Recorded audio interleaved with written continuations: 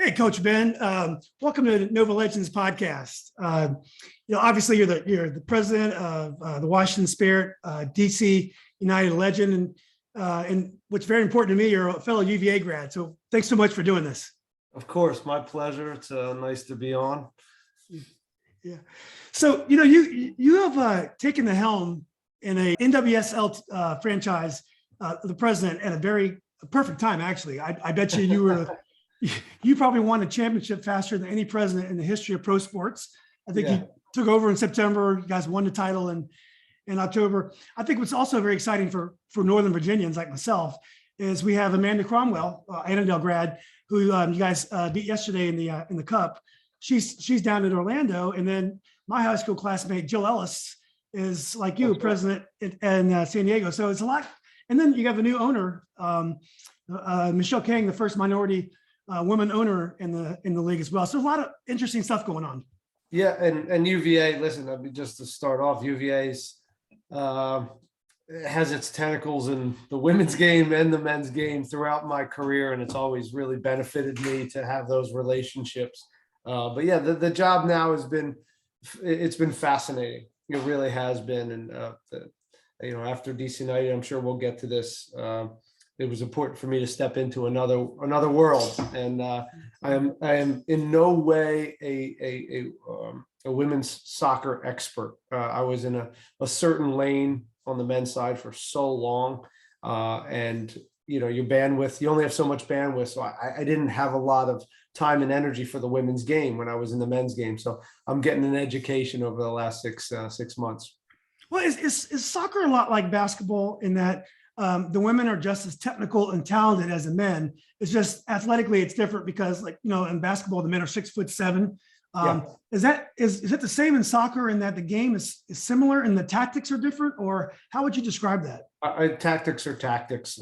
They work in any, whether it's whether you're 14 years old or you're a pro or a man or a woman, the tactics are the tactics, and chess is chess. Checkers is checkers. There's still strategies to winning games. There's, you're trying to do things that other teams can't solve, and then on the other side, you're trying to problem solve. So that stuff is all the same.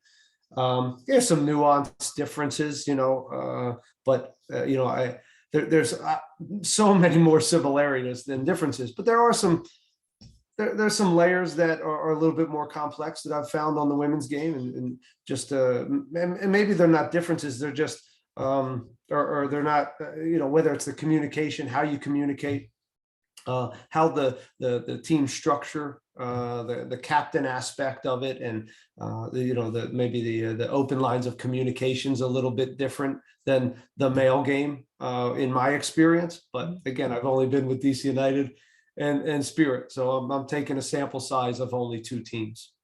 Well, one thing for sure is that the women are known as the best or amongst the best in the world perennially, and the men, we always seem to be apologizing for why we're not there yet, and we know we can get there, but we just haven't been able to get there. So is it kind of different all of a sudden? When you're involved with the women's franchise, we have the best in the world.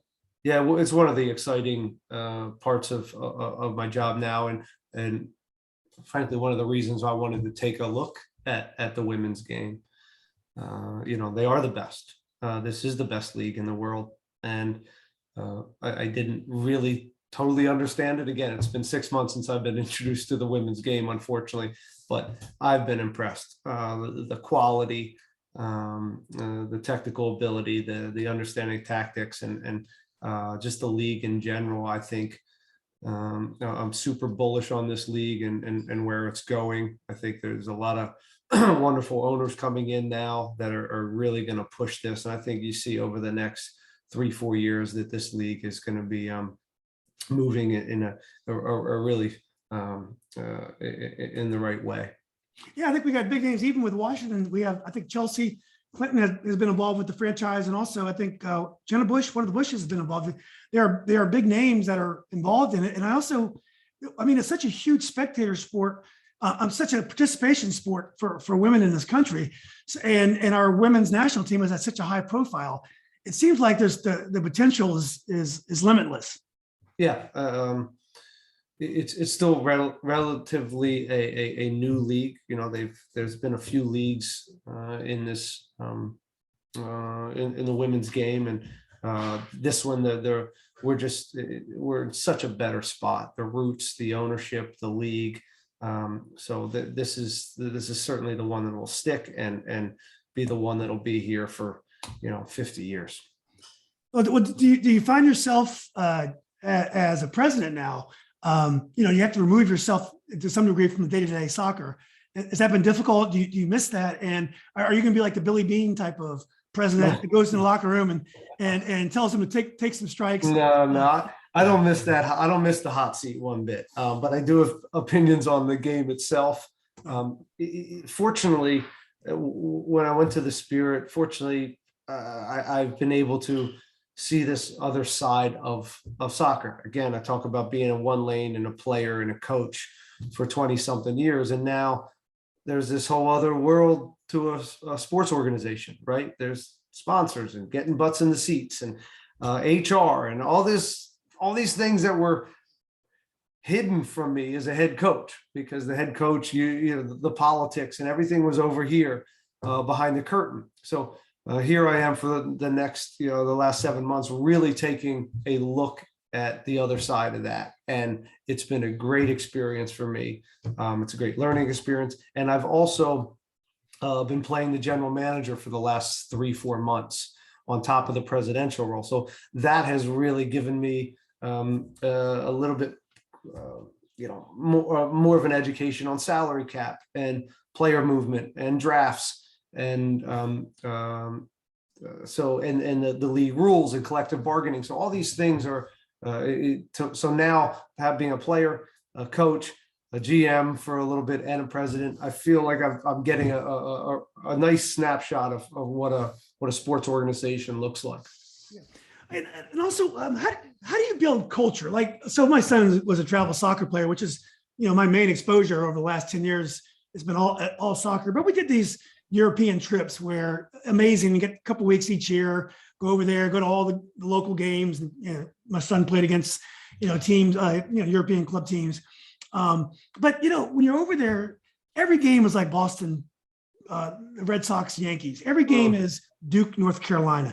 Every game is the Packers and the Bulls. The Packers and the Bears.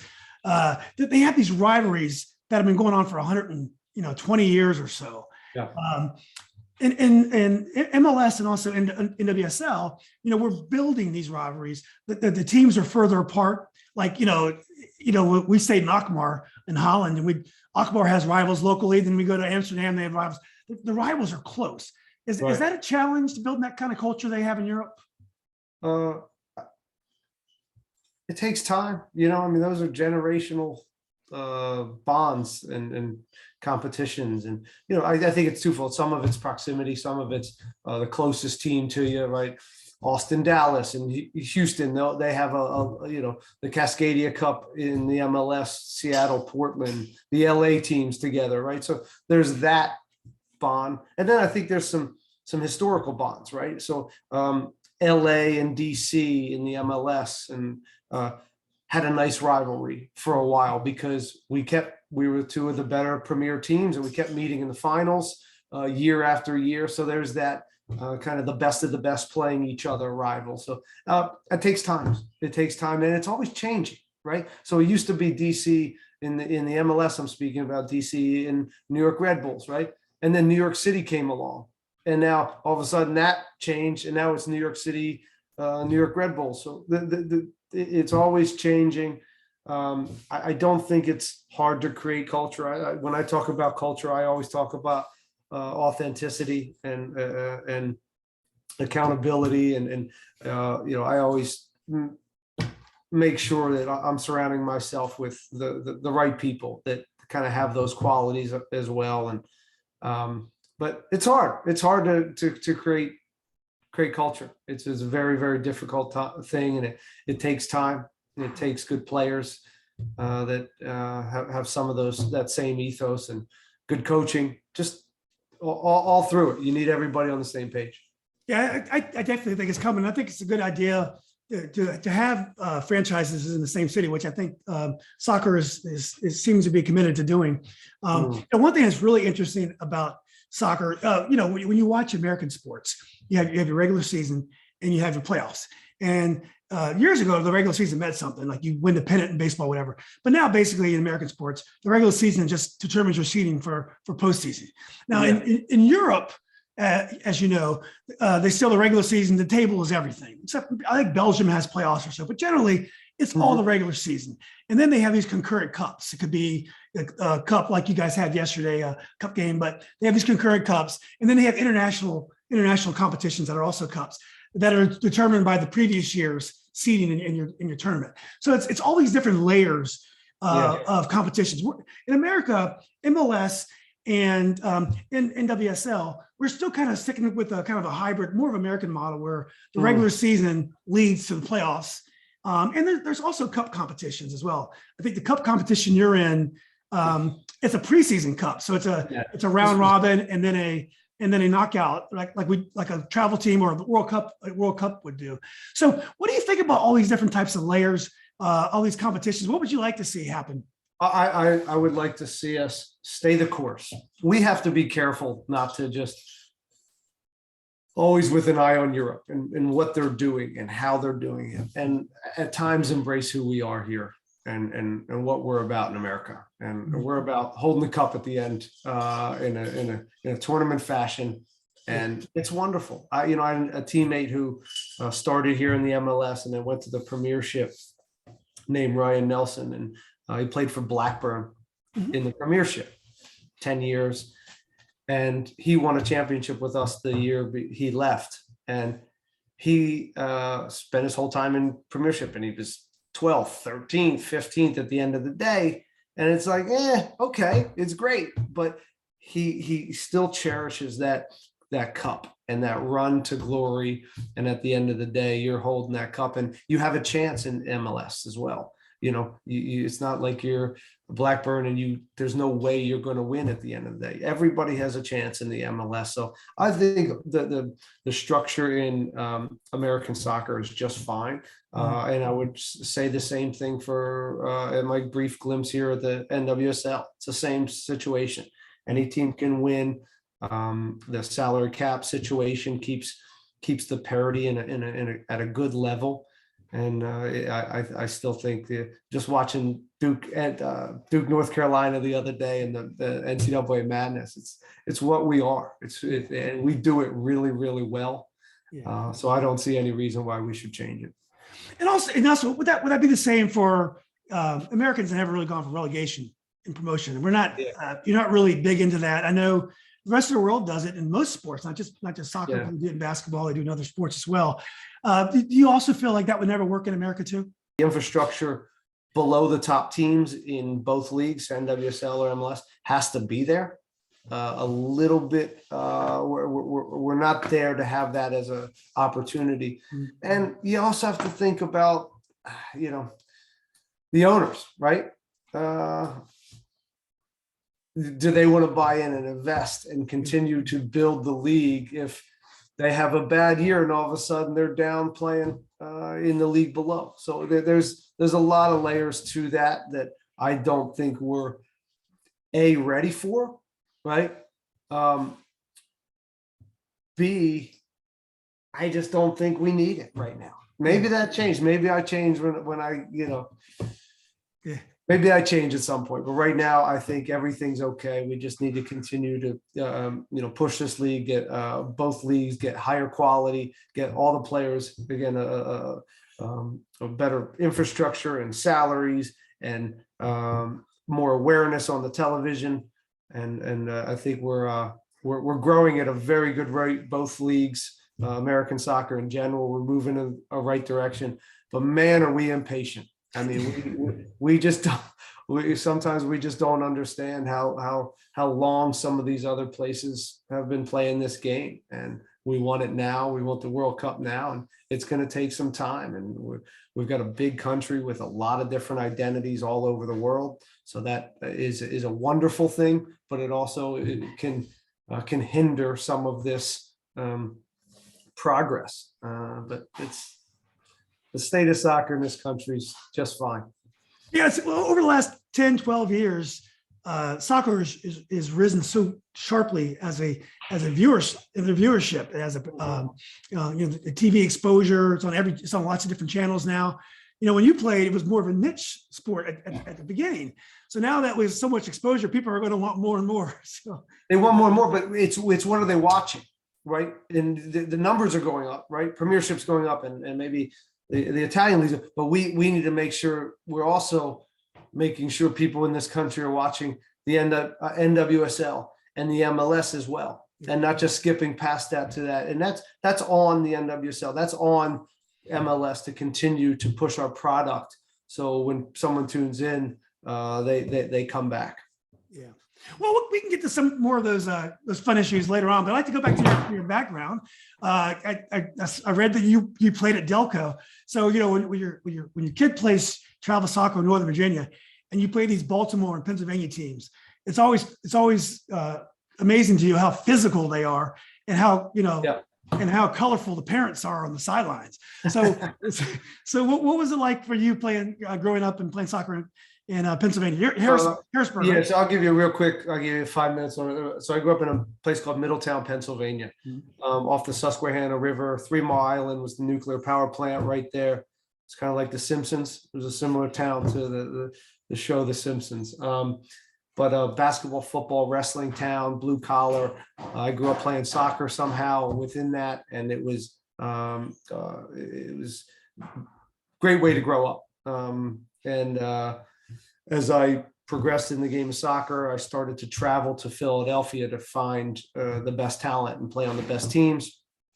And that was a real commitment for my parents, 2 hours both ways, a few times a week, that was, again, nowadays parents do that all the time. But back then it was, you're traveling, 12 hours a week. So your son can go to an hour and a half practice every now and then. So it was I'm thankful they did that. There was an ODP situation, state, regional, national team. It was a different than the academy systems that existed now. I grew up playing basketball and tennis competitively as well. So it was back in the days where you could play a few sports. For now, it's specializing at like age 4. So it was a great place to grow up. And then, and then I grabbed a scholarship to go to the University of Virginia, and that pushed me on to opportunities to play pro. Do you think your development would have been much different today? I mean, let's say you were born in Pennsylvania, same area. There's great clubs there now. There's DAs up there now. MLS, I guess it's MLS Next is the newest thing. Do you think you would have been a much different player if you grew up now? I think I would have been technically better, just because I would have put more hours in, and I would have had to specialize earlier, right? I wouldn't have, but on the other side, I wouldn't have, played basketball and played for my high school team and go to the district championship and have all these wonderful experiences, or play tennis at a high school level where I had to rely on myself only and no teammates. And I love individual sports for that. I think, tennis and wrestling and all these sports where there's a lot of starting, stopping, and you're dealing with yourself only to restart, I think is a real beneficial for mental toughness. So I'm so thankful that I had the experience that I had that I didn't grow up in these day and age where you have to specialize a little earlier to keep up with the Joneses, and coaches expect you to be there all the time. And if you're missing 2 practices a week to go to basketball, they frown on that now. And that's just kind of the reality of the sports landscape. Did you play high school soccer as well, or just club? I did, yeah, and that was with my buddies.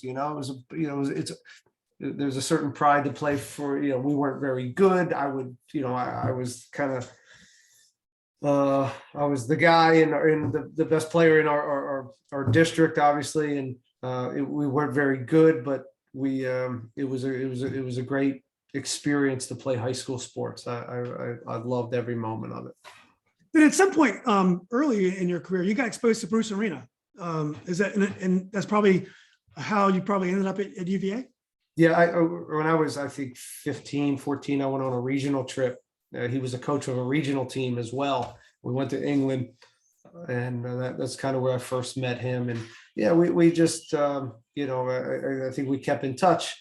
And once I was later in, junior, senior, looking to pick schools, he was always in contact. And I Harvard, Rutgers, Duke, UVA, those were kind of what I was. Maryland, I was kind of wrestling with those type of schools. And at the time, UVA had just won 4 national championships in a row. So, and that coupled with the education that I was potentially going to get, it was a no-brainer for me when it all shook out, and it was a great decision. Bruce has been a very influential person in my life, both in kind of how I view the game of soccer, and it was to follow him essentially really benefited me, from UVA, then him going to the pros, me going to DC United, then him leaving again and going to the national team, and me then going to the national team. I really was really benefited from that decision of going to UVA in so many ways. What's his coaching style, Coach Arena? Well, for me personally, he gave me just enough. I was a pleaser. I wanted to please my coach, and he just gave me enough. We always joke that, like, a great compliment from Bruce was like, "You actually weren't terrible today." So he has this wonderful humor about him that again, I always resonated with. He was able to size up individuals and what they needed, whether he needed to be a little tough on them, whether they needed a little love. His ability to, again, to boil a very complex game, a very abstract game, down to some simple elements, both collectively, but in particular individually. Like, Ben, I need you to do A, B, and C, and that's it. And if you do that for this team, we're going to be successful. You're going to be successful, right? And we all know it's a chess game. It's a very, very complex thing. To be able to do that to players and drill that home and drill the fundamentals home is I think is a lost art nowadays. And he was able to, once he translated to the pro game, his ability to get the best out of his designated players, the Marco Echeverri's, the Jaime Moreno's, the David Beckham's, the Landon Donovan's, the top players, to get them to play at their highest levels. And also number 16 and 17 on that roster, and to squeeze them. And when they came in and did their job, the role players, to make to get the most out of them as well. It was a recipe for success, and it was fun to be a part of. As I moved into coaching, certainly I drew on that quite a bit, and what would Bruce do would pop into my head quite a bit. Has coaching evolved much over the last 30 years? I mean, would he be just as successful if he was starting his career today? Absolutely. Yeah. Some for good.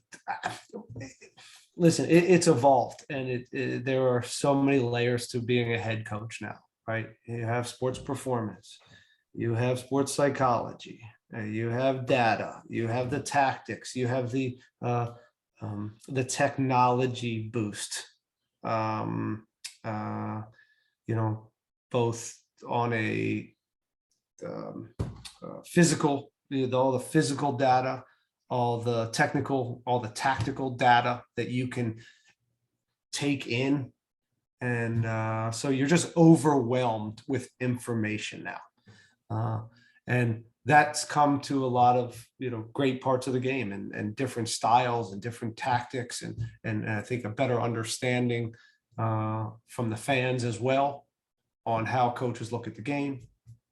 So it's wonderful. But the staples and these things that Bruce still to this day focuses on, it's still relevant. He still won the Supporter Shield last year with New England team, and he did it by getting a lot out of his players and getting a lot out of his game changers and making sure they're playing at the quality that they can do it.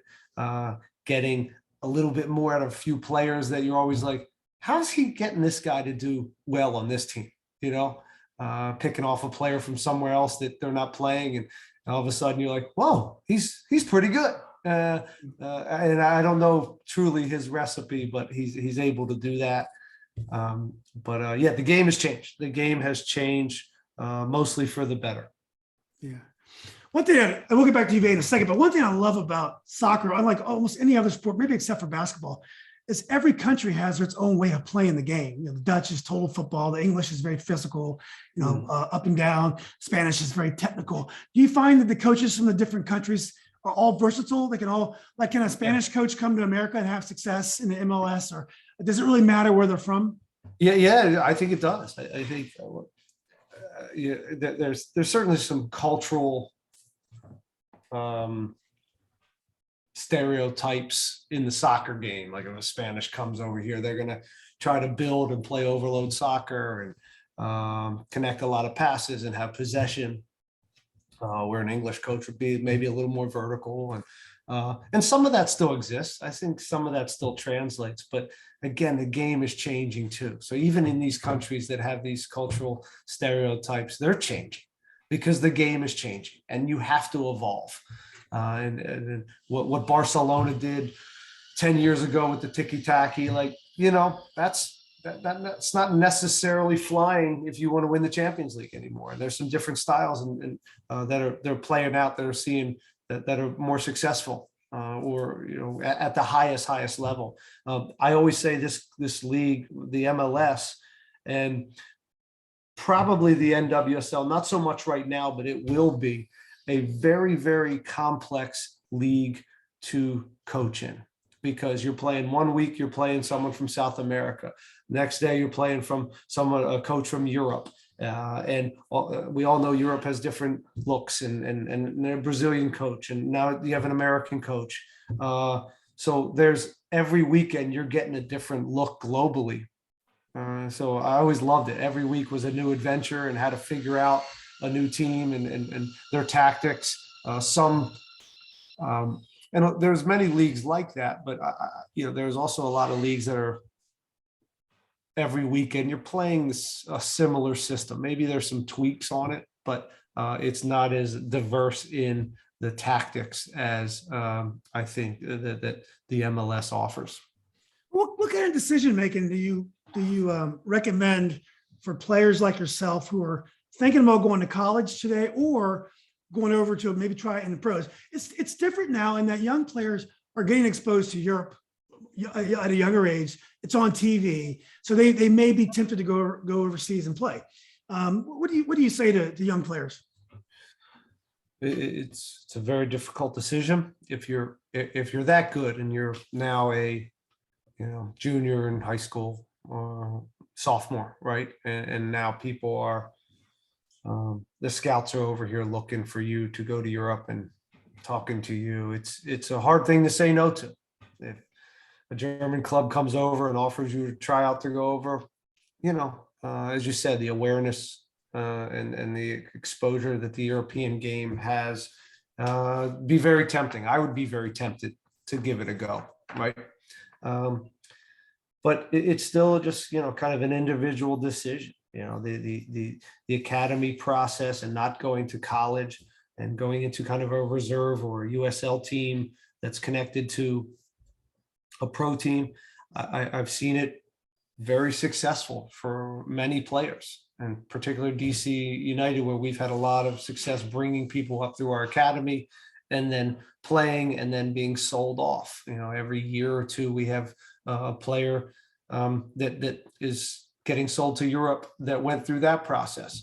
But there's also outliers in the DMV that just say, screw it, I'm not doing that. I'm going junior year. Some come back and they were like, whoa, I'm not ready for that. And they kind of chewed me up and spit me out back to America, where they then tried that process. But I've also seen that be successful as well. So I don't know. I don't have any answers. I think if my son was in that situation, I'd make sure I have the knowledge of who he would be and how he's going to be successful and what's the right path. I think a lot of parents don't have the knowledge that I have. So it's important for them to really ask around to people that they trust, advisors, to say, okay, what is the best pathway? Is my kid, is he that special? Does he need a college education? Is he better off being around us in the academy environment in the DMV where we can keep tabs on him and play that happy medium between college and then going off to Europe? I don't know. It's up to the kid and his advisors and parents. But it's college has changed. The college game has changed because of the academy system, and it's still relevant. It's still competitive. In some ways, it's evened out a little bit. Maybe you're seeing that in basketball as well, where the top players, they're gone. After a freshman, sophomore year. In soccer, a lot of times they're not even going to college. They're already at the Columbus Crew on a pathway.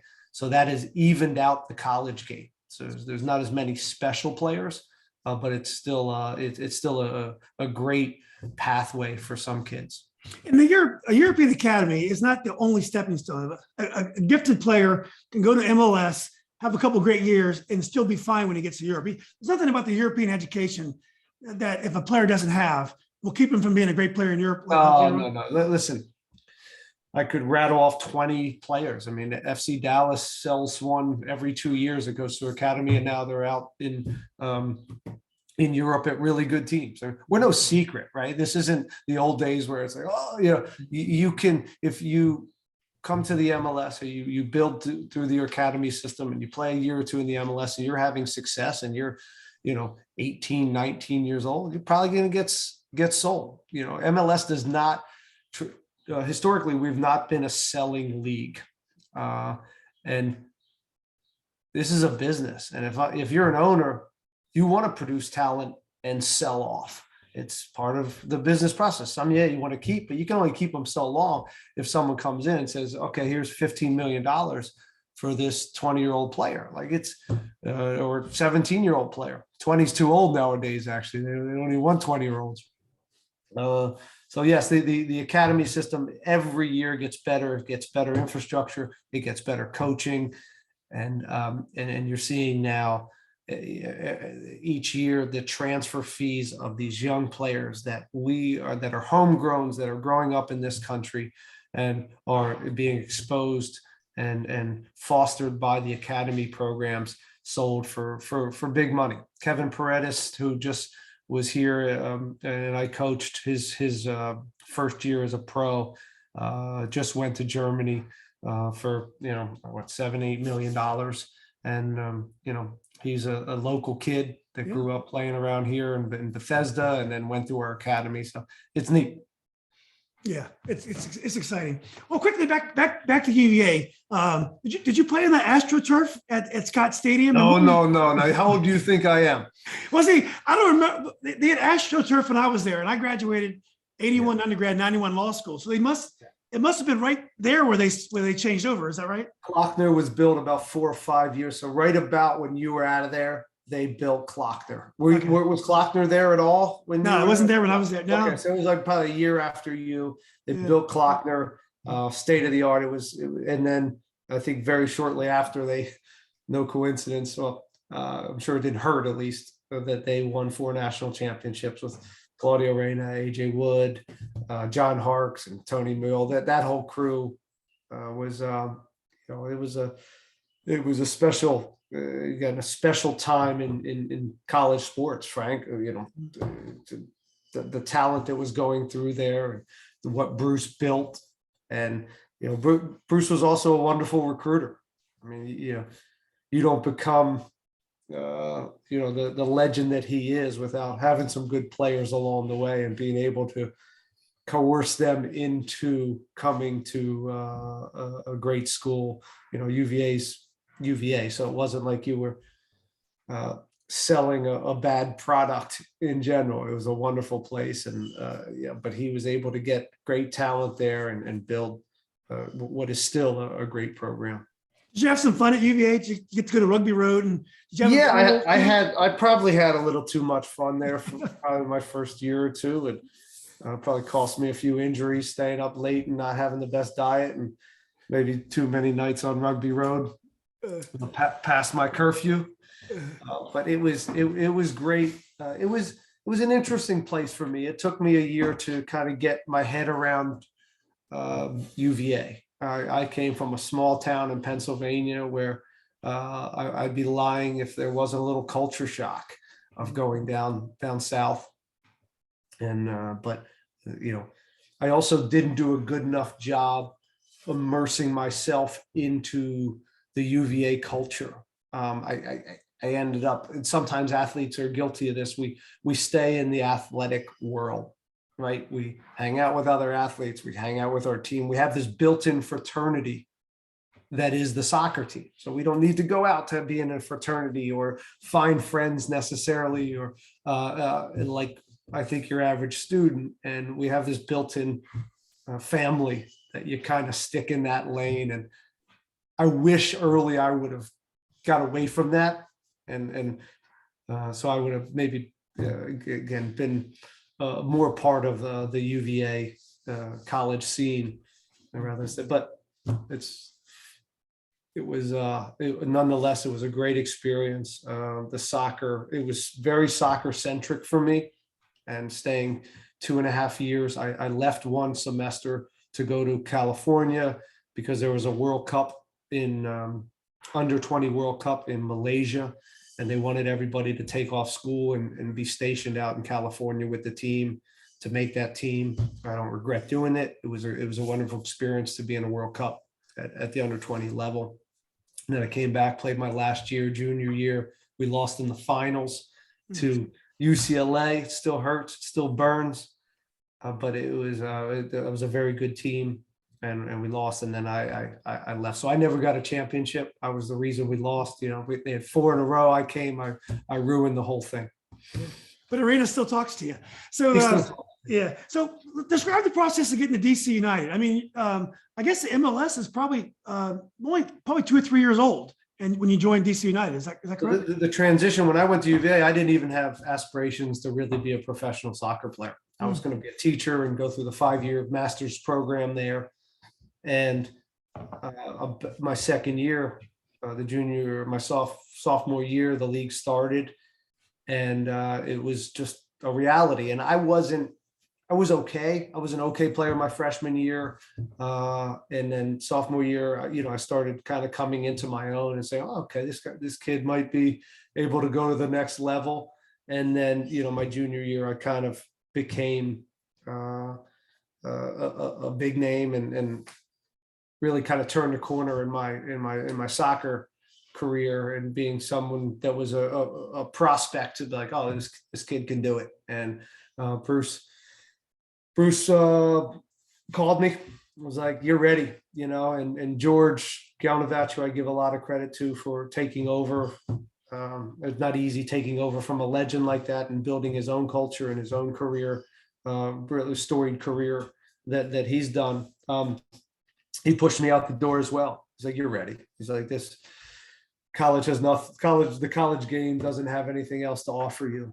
You're ready. And him and Bruce were, I think, both collective in that way, and offered me a contract to go to DC United. There's a Project 40 that was a program called Project 40 that enabled kids like me to leave college, still have a pool of money to go back and finish their education. So this was an idea that MLS and Nike came up with together to get kids like myself out of college so we could catch up with the rest of the world. It's that simple, right? These other kids are starting at 16 like they are now. But we were starting our pro careers at 20, 21 years old. Some kids were 22 coming out of college. It's like, it's if we want to speed this up and start catching up with the league, we need to get these kids out earlier and get them in a pro environment. So that was the first step in that. And I didn't use the education. I've used it for 2 classes. I went to AU to some sports psychology class, but I still don't have my degree. Maybe one day, you never know. So that was kind of the process that gave my parents a little bit more of a, to help me say, yes, this is a good idea for you, that we had this educational component if I chose to go back to school. And then Bruce finagled a few things with the league to kind of grab me and say, I'm taking Ben. And we came up with some lies like, that's the only way I'm coming to the league is if I go to DC United because it's close to my house in Pennsylvania, blah, blah, blah. Bruce worked some magic to get me to DC United. And the rest is history. Yeah. So what's it like? What was it like being a pro soccer player? Now, obviously it's not like you're an NBA and you're making $2 million a year back then. It's a totally different time. My guess is you probably had to grind out a living in the MLS. It wasn't like $24,000. They gave me a contract for $24,000. I thought I was a rich man. I had some Nike bonus money and I was lucky enough to go with the national team. So I could supplement a little bit of that, but again, I was single. I was living, with a few buddies in Arlington, Virginia. It was great. It was wonderful. Okay. I was so fortunate that in 2 ways. So I went to UVA and I was able to see all these high caliber athletes that were competitive. The culture was right that Bruce set, and to learn from that and just be a sponge as a freshman, a rookie, or a freshman and a rookie. When I went to DC United, it was the same thing. It was a similar culture. There was a lot of UVA players there. It was probably 10 to 12 UVA players on that team at the time. So I was like a little brother, and they took care of me and they brought me in. And I even lived with Bruce those first 6 months when I turned pro with his wonderful wife, Phyllis, took me in, and their son, Kenny, who's like a brother to me. So even at the pro level, it still had that family fraternity feel to it. And that really helped me transition. And to be a sponge then to a culture, a team that had already just won again, right? I came into a culture of 4 national championships in UVA of winning. And then I went to a culture in DC United that just won 2 championships.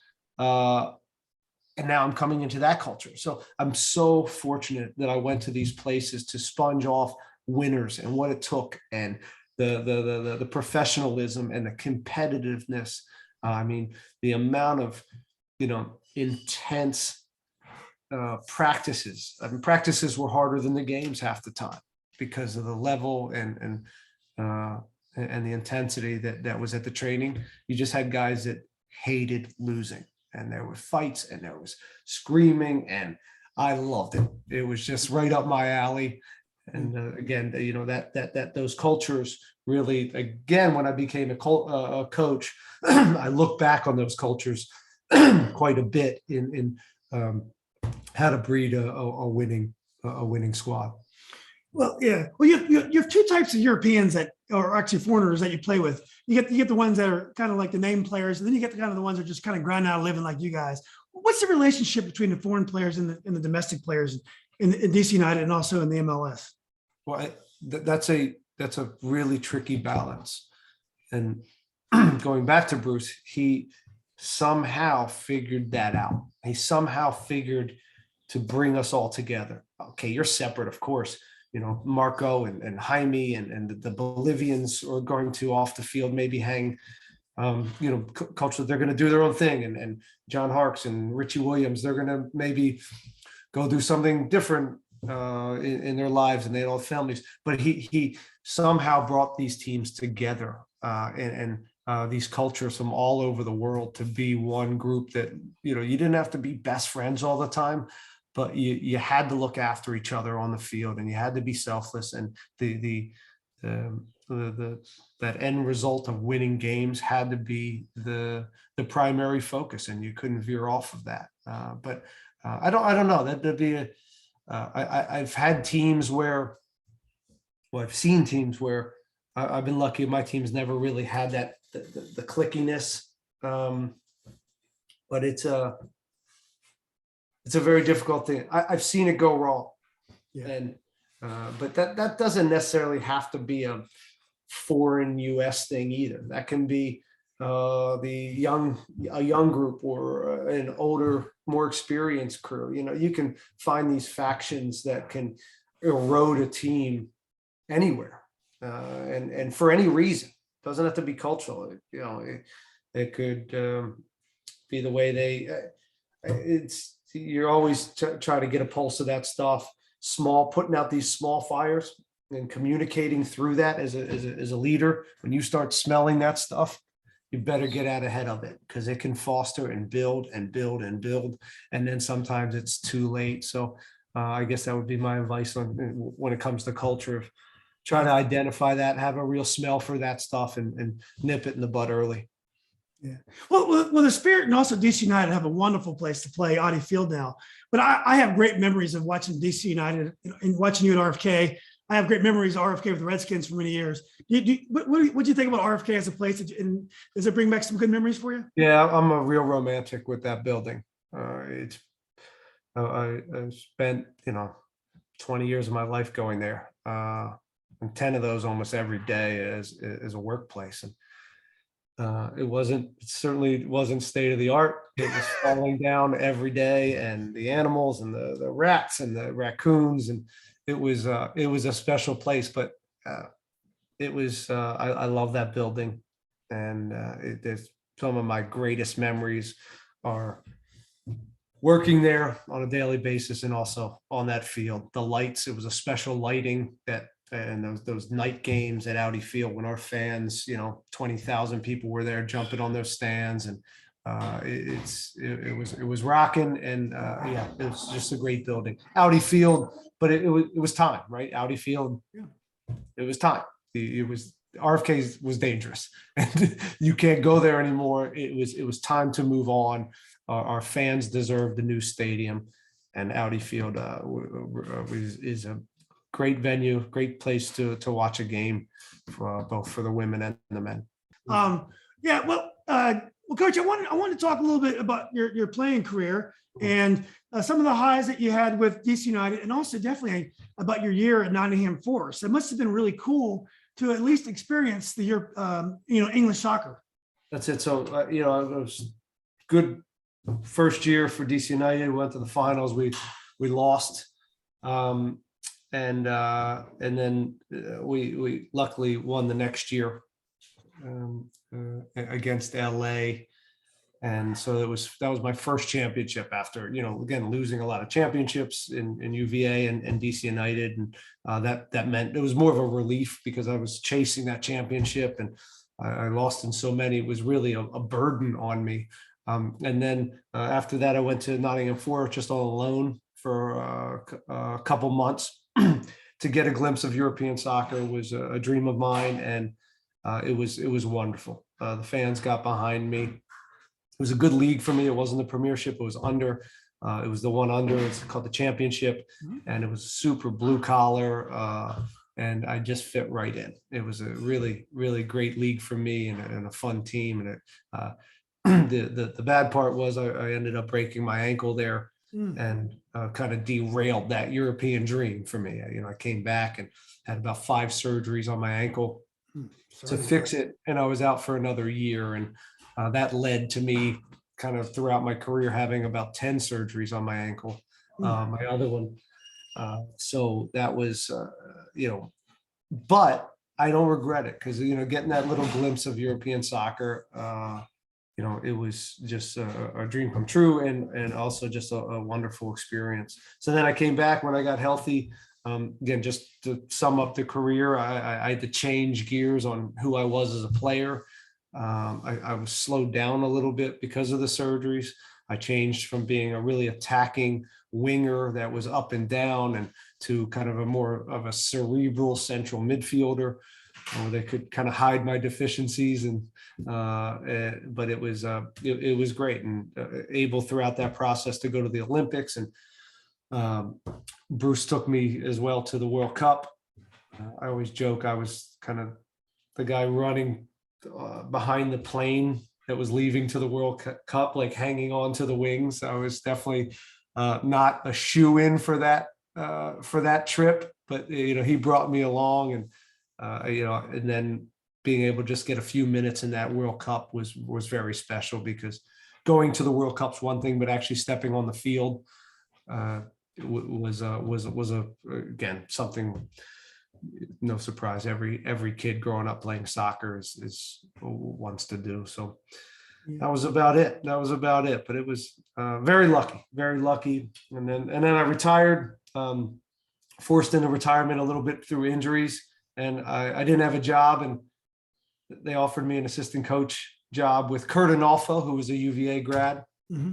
And who coached there. And unfortunately, 6 months into that, Kurt got fired, and they gave me the interim job 6 months into a job I really didn't want. I was in over my head. And for about 2 years, I was just swimming and surviving and going off of instincts, and had no idea who I was as a leader, or no real foundation for who I was and what I believed in. So it was a really taxing first few years of coaching, but I hung in there and eventually found out a little bit more about who I was and how I wanted to see my players play, how I wanted to communicate to them, and who I needed to surround myself with. And yeah, that's kind of my quick story to get to coaching. Yeah, well, you got the job over Bruno Fabre, who was I guess he was at Belarus Mönchengladbach. I can never say that team's name, but he's got a great reputation. You got the job ahead of him, so obviously they must have a lot of confidence in you. No, they just ran out of candidates, I think. Sometimes the answer is always within, right? We always say that with players. You're always looking for these players all over the world, and sometimes he's right in front of your face. And you see that with companies, right? It's hiring within, and I knew the culture, I knew them, so I had a leg up in that world. Yeah, they had some other candidates, but in the end, it was. I don't know if they chose wisely or not, but it was good. One thing I love about DC United and your tenure there is in soccer. It's crazy how quickly managers come and go. I mean, if a team will have 3 managers in 1 year in soccer. I've never seen a sport like that. You were there for, I think, at least 10 years. And I'm a Steeler fan because they had the same approach. I'm loyal. I want to every year cheer for the same people. I want the same coach. I want the same. I don't want to be changing all the time. Yeah. And I'm a Bullets fan because they stepped with Wes Unseld even after his coaching career was over. He became general manager, and I think his son's coaching there. Yeah. To me, when a franchise has that, we're talking about culture earlier. That makes me like a team even more. I agree. I'm biased, of course, but I like to see that. I like to see coaches. It's so rare nowadays, and unfortunately, I don't think it's going to get any better anytime soon. And it's nice to see people like Popovich and Coach K and these coaches that stick around, and it is easier for them to sustain a culture and have a culture and an identity, because it takes time to build that. And if you're doing every 2 years, just because the results aren't good, you're wiping it clean, and you're expecting a coach to come in here and win and create a culture, it's hard. It takes years. I think it takes years. You can come in and set the tone and try to change it, but to get real entrenched culture, it takes time and kind of a history of that. And I think to have that history, I like to think Bruce and some of the coaches before me and myself all had similar thoughts on the game and how we see this club. So we'll see how it goes in the future. Yeah. So one thing you did accomplish, one of the biggest turnarounds in at least recent sports history, you guys were last place 1 year, and the next year you won the MLS Cup or the title. That must have been an amazing moment for you. Yeah, it was a great, that when I talk about learning on the job or learning through difficult circumstances, that was a typical time in my life where you just took punches every week. We weren't very good. We lost all the time.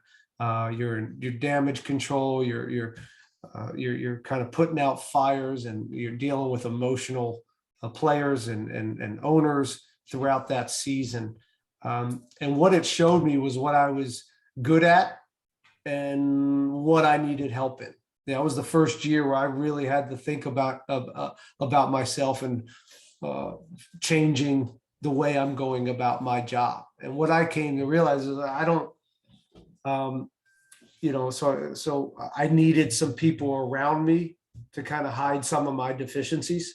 But I also realized one of my strengths is managing and keeping a group together through difficult times, and not letting people fold, and still going out and giving their best effort, and being true to themselves, and not folding. And so that part I have, and now it was about, okay, but am I communicating to them in the right way? Are my tactics at the highest level? Right? Is the physical preparation that we're doing high enough? All things that, at that time I was lacking a little bit. So I went and got those pieces and added them to what I thought my strengths were at the time. And I think it really helped that next year. Yeah, that was amazing. Well, what was it like to coach Wayne Rooney? So here's a guy. I mean, Wayne Rooney is one of the greatest players in the world at particular times in his career. Big personality, very controversial in England. He seemed like a regular guy to me, but it must have been kind of intimidating to coach a guy. First of all, makes so much money, but second of all, is so accomplished. He made it really easy for me. He didn't have to, because I've talked to coaches. I've been around coaches that have had big name stars come into their environment, and it hasn't been easy. And they end up taking over the locker room, and they don't trust the coach. And there's factions I talk about, and they create those. And he was a winner. You could tell he trained at a high level. He was a big moment player. He made big plays for the team. Our fans fell in love with him. We won more games than we lost, and had a successful season. And and he was pretty low maintenance. I brought him into the process. I know he wanted to coach in the next year or two whenever he was going to retire. So we talked the game, and I'd bring him into some of the decision making. I'd be silly not to, because he's a very good soccer brain. And again, I thought that was the right strategy to keep him engaged in this process. And overall, it was just a wonderful year, a wonderful experience for me to manage a player of that caliber, and to be a part of what was one of the most exciting seasons I think we've ever had at DC United. It was electric, and the city got behind him, and just some of the moments that he put together on that field. It was just, again, it was a lot of fun to have a nice seat for that. Yeah, he was also great for PR. He hang out there's a field over there by Pentagon City, and so a lot of the club players in the area would bump into him all the time because he's always working out. He was so nice to every kid. So we think of celebrities as being kind of unapproachable in America. Not Wayne Rooney. So many kids will tell you stories that they went up to him and he kicked with them for 15 minutes, a half hour, and how much it meant to them. He loves it. He just loves the game. He seems really comfortable being Wayne Rooney in his own skin and being famous. He's used to that. So, it wasn't, coming from where he was to here, a lot less pressure, a lot less press. He probably was, he didn't have 5 cars following everywhere, and his family could kind of breathe a little bit more. So it was probably a really interesting experience for them as a family to get away, because that was the first time they've moved out of England. And then, it's nice to see him doing pretty well with Derby, and I'm sure he has a bright future in his career coaching. I wouldn't be surprised if he's not the Manchester United coach in the near future. Yeah. Well, so and we're wrapping up here. What was it hard for you to give up coaching, and why did you make that decision to not continue coaching? Well, I didn't give up coaching. Well, I was fired, so that started me giving up coaching. But I needed to be fired. I was burnt out. I was done. It was 10 years in a row, 11 years of nonstop, and the last year or two, I could feel it coming on. And not that I was dialing it in, but I lost touch a little bit when I knew that it was time to kind of move on or take a break from coaching, was when I stopped caring a little bit. I was a little bit more numb to the whole process. And in particular, my relationships with players. Sometimes I knew that player needed a 15-minute, 20-minute chat with the coach. And instead I didn't go towards that. And once you stop doing that and putting out those little fires that I talked about before, you're in trouble. And if you don't have the energy to do that, it can go wrong. And so I think, I sensed it, that it was just time for some new energy. I sensed the players needed some new energy, management, everybody. It was good for both me to get away, and I think the club needed kind of a restart to at least understand a little bit more who they were as a club too. Because sometimes when you remove someone that's been there so long, sometimes you find out a little bit more who you are about a club. Maybe it was the coach, maybe it wasn't. Maybe another coach comes in and it's still maybe not perfect. And okay, now we have another look at it. Sometimes you can see where your club needs to go with different eyes. So I don't know. It was a good run. It was a very good run. I have the juices now. I took off a year real quick. I took a year off. Mm-hmm. And worked for DC United a little bit behind the scenes and interviewing coaches. Strangely enough, interviewing the coach that was going to go after me, which was a little strange process. But because I was there so long, I really wanted to make sure I was part of that process. And DC United was great that they let me be a part of that. But I also, one of my passions is painting. And so I took a year off from the game, and I holed up in a studio, and I painted 4 or 5 times a week, abstract painting. And it was wonderful. It was just a wonderful year. And we all have our hobbies and passions, but sometimes you don't get better at them because you don't give them the full bandwidth. You can fish every now and then once a month, or you golf once a month, and you still kind of stink, right? But if you go after it every day and you put real thought into something, and it's really nice to get better at a skill. And I saw myself over that year really get better technically, my palette, ideas, just my quality that I was producing towards the end of the year, I was really proud of. And so that was a really fun process. But then it got to a point I needed a job too. Art doesn't always pay the bills. So I had a choice to go with DC United or maybe step away and do something different. And I thought it was important to step away and find just to find myself a little bit and push myself. And the Washington Spirit opportunity came up, and I didn't know how much it would push me. I didn't know exactly what I was getting myself into, but it certainly checked that box of making me uncomfortable and pushing me and making me grow. It's exciting to me because I have a lot of rooting interest in the league. So I'm really looking forward to keeping up with it this year. Last question, Coach, and I really appreciate your time. What are the keys to the Spirit having a successful season this year? What are you looking for? And will we meet Dennis Rodman if we come to the games? Well, Dennis came to a game last year, so it surprised everyone. So that was certainly eventful. I will say, his daughter Trinity is a star. She's a star, and she's got a really bright future. And it's been really, really fun to watch her play. And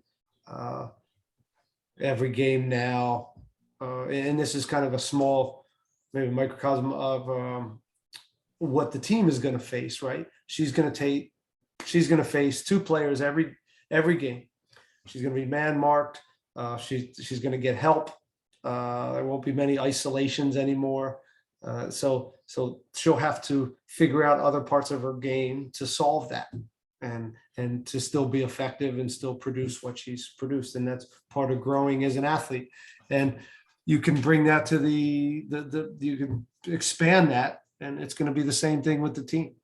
Teams are going to maybe do a little extra film on us and bring a little bit more energy to us because we're the champions, and we now have to counter that and problem solve, and also emotionally stay at a level and not be satisfied with what we did last year. And that's no different than any championship team. I've been there. It's hard. Everybody comes with their best to you, and you have to be up for that. So it takes a certain mental toughness to match that. If we are able to match that intensity and that mentality and have that fire still, the players are there, the quality and the talent is there. So that's a nice thing to have that, and have the work on keeping that fire. And that's the coach's job. And we have a very good coach in Chris Ward, who did a great job last year of allowing the players to breathe through some turbulent times, but also keeping the train on the track with this freedom. I think he's still figuring himself out as a leader and a coach, and it's been fun counseling him a little bit, very, very small amount, because I've been through what he's been through. He was an interim coach, and then he got the head coaching job. I was an interim coach, and I got a head coaching job. And that part has been fun to kind of talk to him and watch him grow, and again, help in a very, very small way. So yeah, I don't know if that answered your question, but we got some work to do, but the talent level's there. It's a good squad. We have a good staff, and a great stadium, and looking forward to the season. Yeah. Well, look, Coach, I really appreciate your time. I know it was a busy morning. I could tell behind you, but I appreciate you taking time to talk to me. This has been great. I mean, I love talking soccer, and I mean, you've been right there in the front row and a participant in so many big moments for MLS, but also for the national team and also UVA. So it was an honor for me to talk to you. I'm glad you took the time to talk to me. It was my pleasure. Thanks for reaching out, and we'll do it again soon. Okay, thanks, Coach. Have a good season now. Bye now. All right, bye-bye.